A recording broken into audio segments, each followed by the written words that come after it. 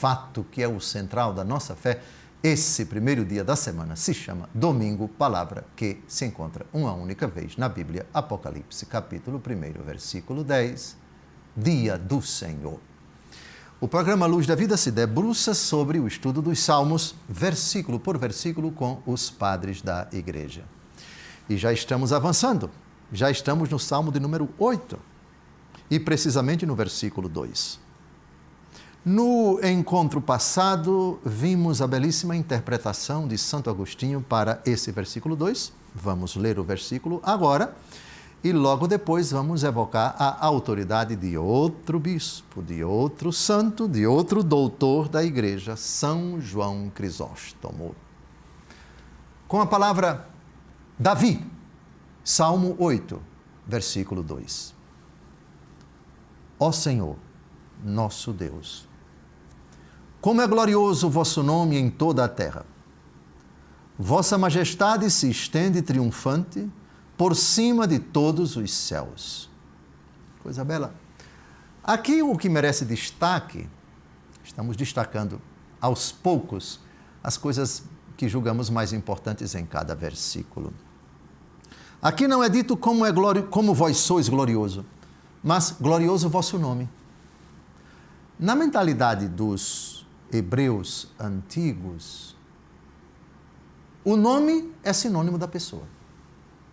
Vocês lembram quando o apóstolo Paulo disse para que Filipenses, capítulo 2, versículos de 6 a 11, o hino cristológico, e em um certo momento São Paulo diz: para que ao nome de Jesus, nosso Senhor, se dobre reverente todo o joelho no céu, na terra e nos abismos, e toda língua confesse para a glória do Pai, Jesus Cristo é o Senhor. Então, os nossos joelhos se dobram diante de Jesus, o que é a mesma coisa dizer, os nossos joelhos se dobram diante do nome de Jesus. O nome personifica a pessoa. O apóstolo Pedro e o apóstolo João, quando foram presos e intimados nos Atos dos Apóstolos, pelos seus adversários, pelos seus opositores e adversários, na verdade, de toda a igreja, não somente deles dois. Eles testemunharam: nós já dissemos para vocês que vocês estão proibidos de pregar esse nome em Jerusalém, etc. E eles dizem, no livro dos Atos dos Apóstolos: não há outro nome debaixo do céu pelo qual devamos ser salvos. Muito bonito esse texto. Então, uma outra prova de que na igreja primitiva o costume, a convicção, vamos chamar convicção, mais do que costume, uma convicção mais do que milenar na igreja. Vejam, é glorioso o vosso nome em toda a terra. O rei Davi, o apóstolo Pedro, o apóstolo João, o apóstolo Paulo. O nome de Jesus.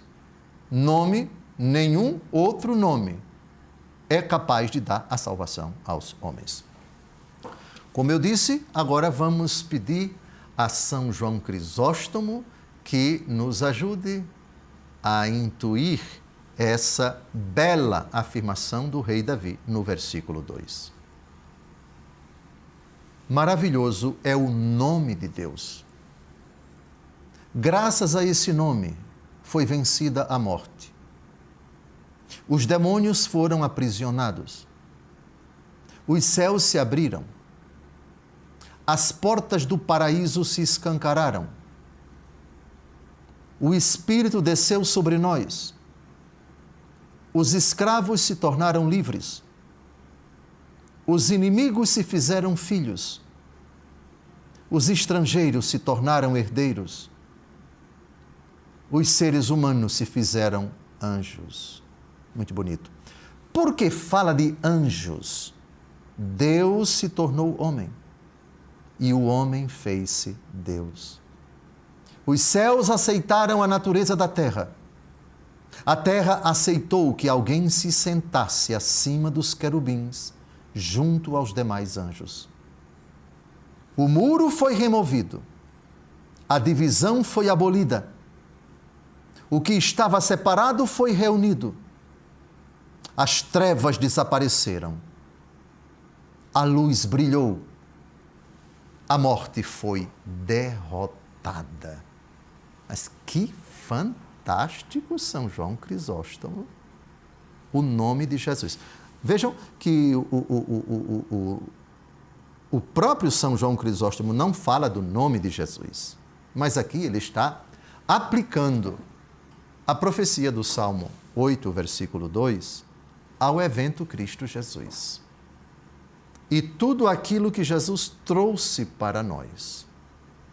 Sua vida pública, os milagres que ele operou, as curas que ele realizou, os exorcismos que ele manifestou e a obra mais importante, a obra que fez o seu nome ser exaltado e colocado acima de todo nome. Expressão do apóstolo Paulo, citada ainda há pouco. Quem morreu na cruz foi Jesus ou foi o nome de Jesus? A pergunta é fora de propósito, para que ao nome de Jesus, nosso Senhor, se dobre reverente todo o joelho. Nós já vimos isto. Dobrar-se diante do nome é dobrar-se diante da pessoa. Portanto, nome e pessoa em nós, são duas realidades distintas, mas em Deus não. Porque Deus, o que ele tem, é o que ele é. E o que ele é o que ele tem. Nome de Deus é Deus. Nome de Jesus é Jesus. Nome do Pai é uma pessoa em Deus. Nome do Filho é uma pessoa em Deus. Nome do Espírito Santo é uma pessoa em Deus. Mas o nome de Deus não é apenas Pai. Pai não é o nome completo de Deus. O nome completo de Deus é Pai e Filho e Espírito Santo. Jesus foi bem claro no Evangelho segundo Mateus, capítulo 28, no seu penúltimo versículo: batizai em nome do Pai e do Filho e do Espírito Santo. Ora, mas o apóstolo Paulo não disse para que ao nome de Jesus nosso Senhor se dobre reverente todo o joelho? Claro, porque o nome é sinônimo da pessoa. E quem adora o Filho, adora automaticamente o Pai e adora automaticamente o Espírito Santo. Não se adora somente um. E ainda que você diga, eu estou adorando Jesus, você está obrigatoriamente adorando o Pai e adorando o Espírito Santo. Porque Jesus disse, eu e o Pai somos um. Quem adora o Filho, adora Deus Filho. E ao mesmo tempo adora Deus Pai e adora Deus Espírito Santo. E todavia não são três deuses, mas um só Deus em três pessoas. Eu não queria entrar aqui no argumento da Santíssima Trindade, se bem que ele está incluído aqui, mas que fique bem claro, o nome da segunda pessoa da Santíssima Trindade não é Pai, nem Espírito Santo, é Filho. O nome, a pessoa é Filho, é nome, e o Filho se chama Jesus, Yeshua, Jesus. Adoramos o nome do Filho que é Jesus. Não há outro nome debaixo do céu pelo qual devamos ser salvos. A salvação é por Cristo Jesus. Adoramos o nome de Jesus, para que ao nome de Jesus se dobre reverente todo o joelho. Adoramos o Filho, que ao se encarnar assumiu o nome, Jesus. Mas o ato de adorar o Filho, que é a segunda pessoa da Trindade, obrigatoriamente adoramos o Pai e adoramos o Espírito Santo. Nós adoramos a Trindade. Adoramos cada uma pessoa da Trindade. E adoramos Deus, cujo nome é Pai e Filho e Espírito Santo. Nome de Jesus, nome do Pai, nome do Filho. O Pai é a primeira pessoa da Trindade e tem um nome. Qual é o nome da pessoa primeira da Trindade? Pai. Qual é o nome da segunda pessoa da Trindade? Filho. Qual é o nome da terceira pessoa da Trindade? Espírito Santo. Mas Deus não tem 3 nomes. Cada pessoa tem um nome, mas Deus, que é um só, Pai e Filho e Espírito Santo, esse é o nome de Deus. Pai e Filho e Espírito Santo. Por isso, não se pode batizar validamente uma pessoa somente em nome de uma ou 2 pessoas da Trindade, porque a palavra de Jesus é batizar em nome do Pai e do Filho e do Espírito Santo. Não vamos entrar no mistério da Trindade, mas essas pontuações precisavam ser feitas. Está terminando o nosso primeiro bloco. Não saia daí. No segundo bloco, a gente retoma o Salmo de número 8, sempre com os padres da Igreja. Até logo mais.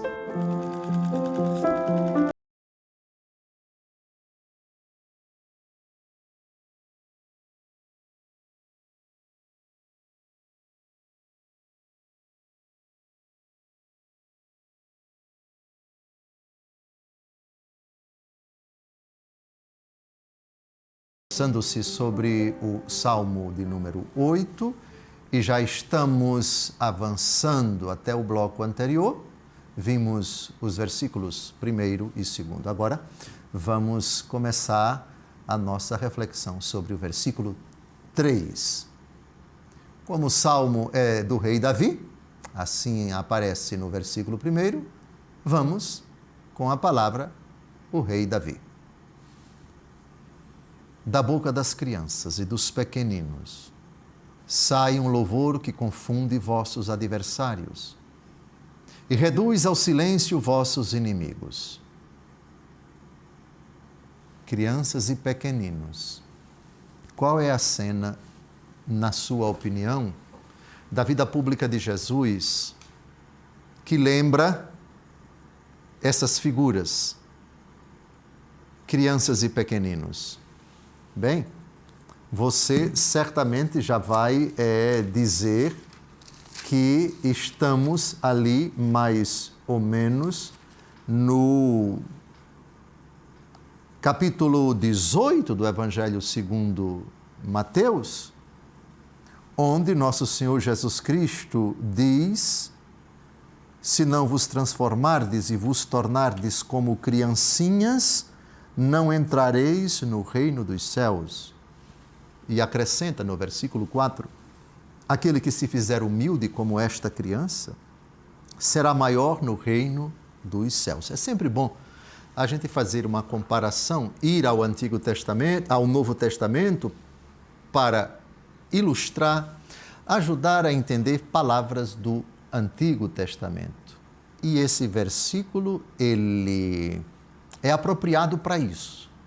Essa pequena introdução minha é para a gente apresentar o magnífico Santo Agostinho, que faz uma interpretação, como sempre, formidável. Já temos em língua portuguesa, aqui mesmo no Brasil, uma obra sobre patrística, e aqui nós temos, aqui está o nome dele, Santo Agostinho, uma monumental obra dele, Comentário aos Salmos. São 3 volumes grossos dessa coleção, somente para Santo Agostinho, que interpreta versículo por versículo todos os 150 salmos. Então, tirando daqui, Santo Agostinho, interpretando o versículo 3.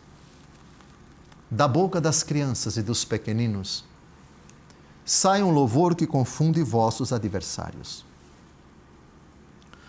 Por crianças e lactantes, tomo apenas as mencionadas pelo apóstolo. Dei-vos a beber leite, como a criancinhas em Cristo, e não alimento sólido. Eram representadas pelas que precediam o Senhor com louvores, a respeito das quais testemunhou o Senhor quando, ao pedirem os judeus que as repreendessem, respondeu: nunca lestes que, Da boca das crianças e lactantes, tirastes um louvor perfeito?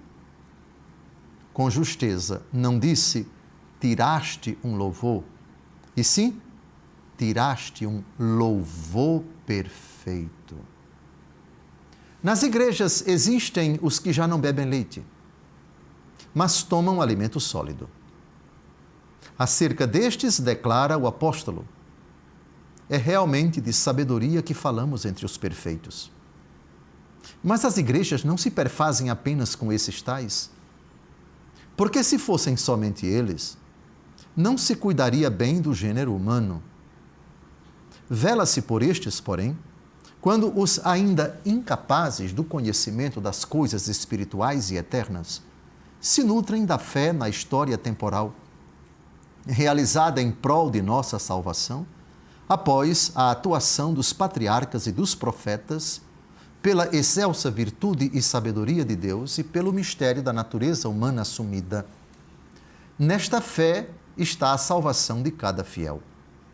Este, aceitando tal autoridade, cumpra os preceitos e assim purificado, arraigado e baseado na caridade, possa com os santos, uma vez que não é mais criancinha nutrida com leite, mas jovem sustentado com alimento sólido, correr, compreender qual seja a largura, o comprimento, a altura e profundidade e conhecer, enfim, a supereminente ciência da caridade de Cristo. Da boca das crianças e dos pequeninos sai um louvor que confunde vossos adversários. Devemos tomar em geral por inimigos desta economia de Jesus Cristo crucificado, todos aqueles que impedem o homem de acreditar em coisas desconhecidas e prometem uma ciência certa, como fazem todos os hereges e os que a superstição dos pagãos denomina filósofos. Não digo que seja censurável a promessa de ciência, mas que eles julguem desprezíveis os degraus salutíferos e necessários da fé, pelos quais importa subir a uma segura meta que só pode ser eterna. Evidencia-se com isto não terem nem mesmo a ciência que prometem, depreciando a fé, porque ignoram esses degraus tão úteis e necessários. Da boca das crianças e lactentes, nosso Senhor tirou um louvor perfeito, mandando primeiro dizer pelo profeta, se não acreditardes, não entendereis.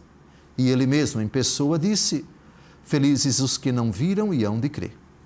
E reduz ao silêncio vossos inimigos, contra os quais também se diz, eu te louvo, Senhor do céu e da terra, porque ocultaste estas coisas aos sábios e as revelaste aos pequeninos. Vejam a interpretação de Santo Agostinho. Criança e pequenino aqui não são os baixinhos, aqueles que ainda não cresceram de estatura, mas são crianças na fé, os pequenos na fé, os que têm uma fé pura, sem malícia. Aqueles que professam aquilo que a igreja sempre professou, ainda que não tenham uma formação teológica rebuscada, aprofundada, amadurecida. Sim, podemos incluir nesta categoria de crianças e pequeninos os que estão se preparando para a primeira comunhão, nos primeiros anos de vida, os adolescentes, ou aqueles que estão se convertendo à fé cristã católica, ou aqueles recém-convertidos e que ainda não são maduros, mas têm essas noções básicas, mas professam a fé em Jesus, mas creem na Trindade, mas a sua fé ainda precisa de um aprofundamento, de um amadurecimento. Agora, os adversários, os inimigos, não são aqueles que querem ver a nossa ruína física, não necessariamente. Pode até ser em certos casos, mas aqueles que colocam obstáculos por maldade, por malícia. Vejam, adversário supõe uma realidade que existe no coração dos próprios, isto é, aqueles que conscientemente querem o embate, querem a crítica, querem a provocação, fazem perguntas, apresentam situações, insinuações com o intuito de deixar a fé da pessoa em crise, ou simplesmente extirpá-la, ou simplesmente arrancar do coração da pessoa o amor a Jesus, o amor à igreja, o desejo de buscar o conhecimento da Escritura, de buscar os sacramentos. Como é que se reduz ao silêncio esses inimigos? Buscando fortalecer a fé, dialogando com eles, se for o caso, sem jamais abdicar de suas convicções, cumprindo aquilo que o apóstolo Pedro diz, nós devemos dar razões da nossa esperança. Aquilo que São Paulo fez nas sinagogas, discutir com os judeus para defender a fé cristã, para refutar os argumentos contrários, tudo é verdade, com caridade, com paciência, mas com uma firmeza que é própria de quem não é mais criança. Ou o é na pureza, mas não na ingenuidade. Da boca das crianças e dos pequeninos sai um louvor. Você pode interpretar, sem dúvida alguma, essas crianças no sentido literal. A interpretação literal é sempre possível na igreja e é o primeiro sentido que se deve buscar em qualquer texto da Escritura. Mas aqui, Santo Agostinho vai além do sentido literal. Ele chega ao sentido espiritual, que, como nós já vimos, tem 3 dimensões. Há 3 tipos de interpretação espiritual: a moral, a alegórica e a anagógica. Aqui estamos diante do sentido moral. Isto é, eu sou criança que cala, que confunde os adversários com uma fé íntegra, com uma fé autêntica, dando razões da minha esperança, primeiro com minha conduta, depois com os lábios, professando que não há outro nome debaixo do céu pelo qual devamos ser salvos. Obrigado, Santo Agostinho. Texto longo, mas de muita utilidade para nós. Seja, portanto, criança na fé, pequenino na fé,